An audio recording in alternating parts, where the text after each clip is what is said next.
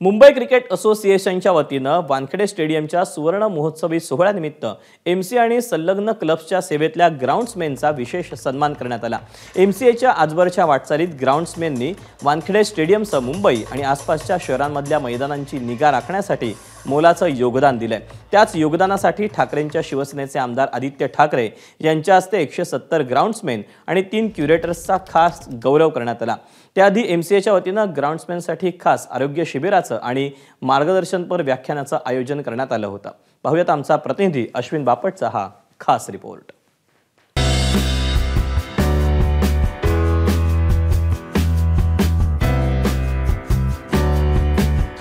जेव्हा आपण cricket match बघतो ना तेव्हा ग्राउंड पिच रिपोर्ट या संदर्भात जेव्हा कव्हरेज चालू असतं तेव्हा याच पिचची या ग्राउंडचे पाहणी केली जाते आणि मग टॉस होतो, अर्थातच आपल्या सगळ्यांना माहिती आहे, आणि त्याच्यानंतर पुढे मॅच सुरू होते।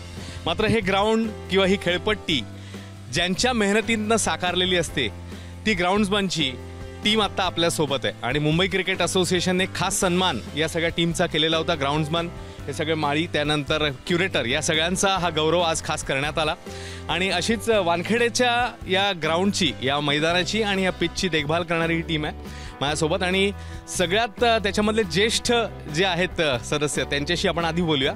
आपल्या सगळ्यांचं स्वागत आणि खरंच आपल्या सगळ्यांना सॅल्यूट आहे या निमित्ताने की इतकी मेहनत आपण करत असता। मला सांगा काका, किती वर्ष तुम्ही वानखेडेची देखभाल करताय? मी 85 पासून। 85 पासून? अच्छा। आणि कुठून येता तुम्ही? मी गोंडी। किती वाजता उठता सकाळी?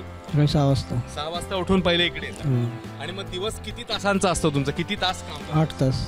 8 तास। तुमच्याकडे नेमकी काय जबाबदारी असते इकडची? ही सगळी कामं करून घ्यायची, विकेट बनवायची, घास कटिंग करायचं, रोलिंग करायची, हे सगळी करून घ्यायचं। आणखी एक ज्येष्ठ सदस्य आहेत, तुम्ही किती वर्ष काम करताय? ही 92 पासून आहे।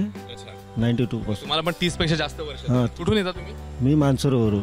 यंग टीम देखील आपल्या सोबत दिसते तुम्हाला। मला सांगा, तुम्ही यांच्यामध्ये मला वाटतं थोडेसे तरुण दिसताय, तर एकूण किती जणांची टीम असते? कोणाकडे नेमकी काय काय कामं असतात? माझं नाव नितीन मोहिते।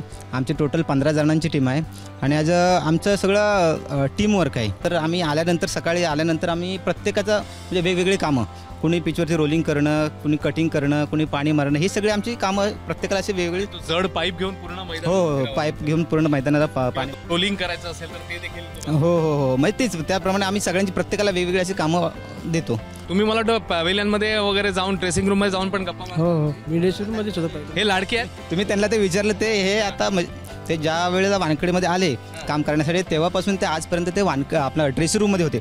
आज सर्व प्लेयर त्यांना नावासहित ओळखतात। हां, म्हणजे आता तुम्हाला सांगायचं म्हटलं तर त्यांचं नाव वसंत मोहिते आहे, पण त्यांना सचिन तेंडुलकर असू दे, रोहित शर्मा असू दे, आणि जे काय आपले मुंबईचे आता इंडियाला खेळणारे प्लेयर्स आहेत ते त्यांना बारक्या ह्या नावाने आता चांगले प्रचलित आहेत। कसा होता आजचा दिवस? मी सगळ्यात पहिले आज आमच्या मुंबई क्रिकेट असोसिएशनचे मी आभार मानेन, कारण आज आमच्या संपूर्ण मुंबईमध्ये सगळ्या ग्राउंड स्टाफचं त्याने आमच्यात हेल्थ कॅम्प भरवलं आणि आमच्या सगळ्यांना त्यासाठी सर्वप्रथम आमच्या मुंबई क्रिकेट असोसिएशनचा आभार मानेन। आपण देखील याच्यापुढे जेव्हा क्रिकेट मॅच बघूया ना तेव्हा आपण एखाद्या चौकार षटकारासाठी, एखाद्या सेंचुरीसाठी किंवा एखाद्या विकेटसाठी जेव्हा टाळ्या वाजवतो तेव्हा या मंडळींची आठवण आपल्याला नक्की करायला पाहिजे आणि यांच्यासाठी देखील आपण एक टाळी वाजवली पाहिजे, कारण यांचं योगदान स्टेडियमसाठी, ग्राउंडसाठी, खेळाडूंसाठी खूप मोलाचं आहे। कॅमेरा पर्सन अजितसह अश्विन बापट, एबीपी माझा, वानखेडे स्टेडियम, मुंबई।